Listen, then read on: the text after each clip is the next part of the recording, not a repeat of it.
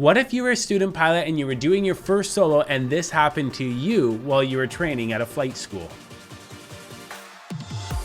Would the flight school insurance policy cover this aircraft accident? Well, it's Caleb here from Air 101 and we're gonna talk about it. Now here's the thing, I know that this accident happened on November 21st, 2021, and there's already been a bunch of videos about it, and I do realize that I'm a little bit late to the show. But I really want to talk about the insurance aspect of this situation, especially for all you flight instructors out there who work at a flight school, and for all you student pilots who are about to do your first solo. Also, if you stay to the end of this video, I'm gonna give you a couple of pointers to look for when training with a flight school, and my final thoughts about the accident and about getting back into an aircraft after something like this happens. Now here's the question, would a loss like this be covered if the flight school had bought full coverage for this aircraft, commonly known as all-risk flight and ground coverage? Well, in order to answer that, we need to first look at the aircraft insurance policy and understand the flight school training endorsement section called Amendment to Use and Approve Pilots for Instruction and Rental. It reads in this endorsement, "We approve as a pilot, and coverage under this policy applies when the pilot in command of the aircraft is, as approved by the named insured, or in this case, the flight school. And if a student pilot holds a valid and current student pilot permit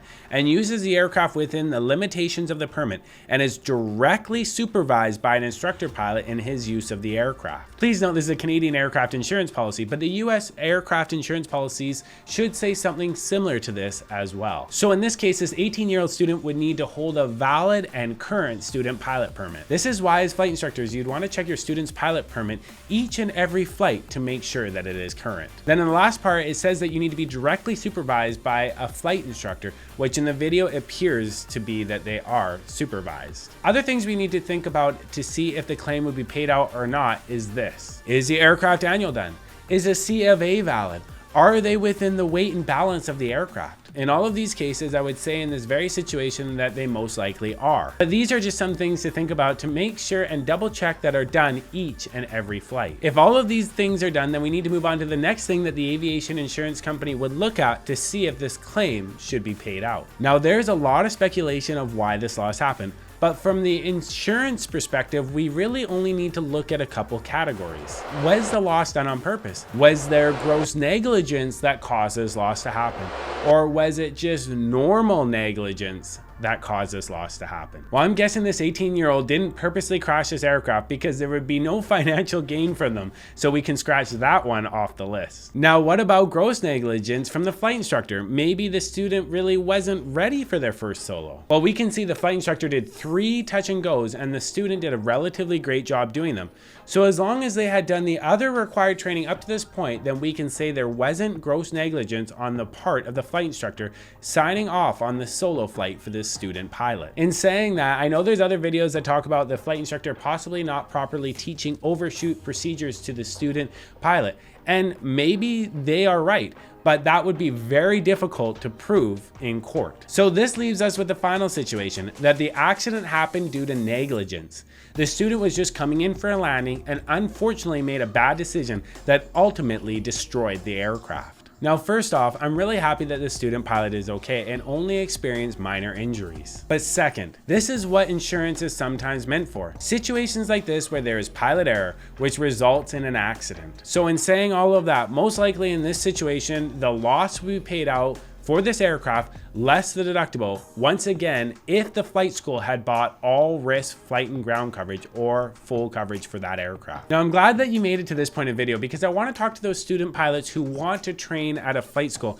and I want to talk about some things that they should discuss with the flight school before they start their training. Hopefully a loss like this never happens to you, but if something similar happens to you and you end up being okay, you will have already wanted to discuss these main points with the flight school. Does the flight school have full coverage to cover an aircraft accident if there was one? Do they have sufficient liability coverage if you were to crash into something? And in the event of an accident, who is going to pay for the deductible?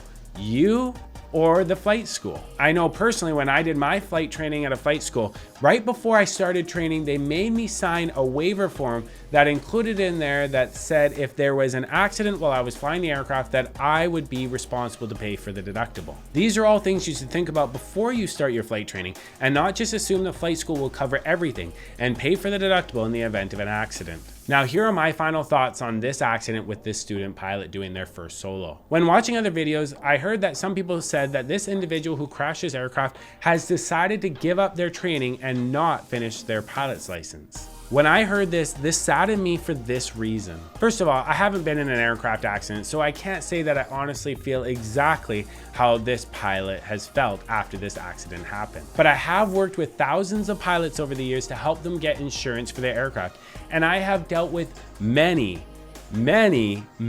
aircraft accidents. And some of these accidents have been relatively bad, but in the majority of all of these accidents, usually the pilot is okay and the aircraft is just written off. But the pilots always told me they didn't want to give up flying because of the accident, but instead they told me that they wanted to get back into the air as soon as possible because they loved flying so much. They didn't want life to pass them by and not have the opportunity to fly an aircraft again. Now, I know this student was just doing their first solo, but I have talked to other pilots who had not even gotten to their solo yet, but then gave up flying, or ones who had done their solo but never finished their private pilot's license. And these pilots, a lot of them now that they're older, they told me some of the biggest regrets that they had in life was never finishing their pilot's license. So my recommendation is this: if I was a student pilot and I unfortunately had crashed an aircraft, what I would do is I would go and fly another 10, 20, 30 hours, or as long as it takes to get proficient,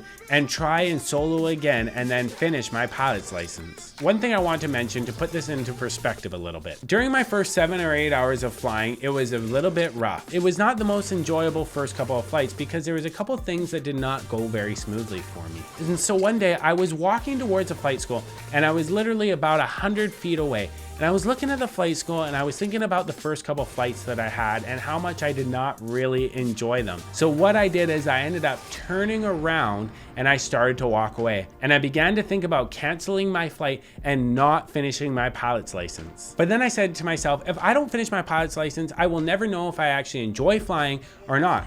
And remember, at this time, I was only 19 years old. So what I did is I ended up turning back around and walking towards that flight school. I sucked it up and I ended up finishing my license in 2.5 months. Now, 400 hours later in a commercial license, and I realized how much I truly enjoy flying aircraft. Now, if I did end up finishing my license and I realized that I did not enjoy flying, at least I would have that answer and have no regrets. Obviously, I didn't experience the same situation and crash an aircraft. And I would never want to tell somebody what they should do or what they shouldn't do. But I just want to say for myself, if I was in somewhat of a similar situation, what I probably would do. Now, whether or not the student ever ends up getting back in an aircraft or not, I want to once again personally say how happy I am that they are okay. Now, one last thing. What if the individual who landed the aircraft after this accident happened also crashed their aircraft? And let's say they had full coverage. Would the loss be covered by their aircraft insurance policy? Let me know what you think in the comments section below. Now, if you want to find out how you can increase your chances tenfold so that you can go from being a relatively new pilot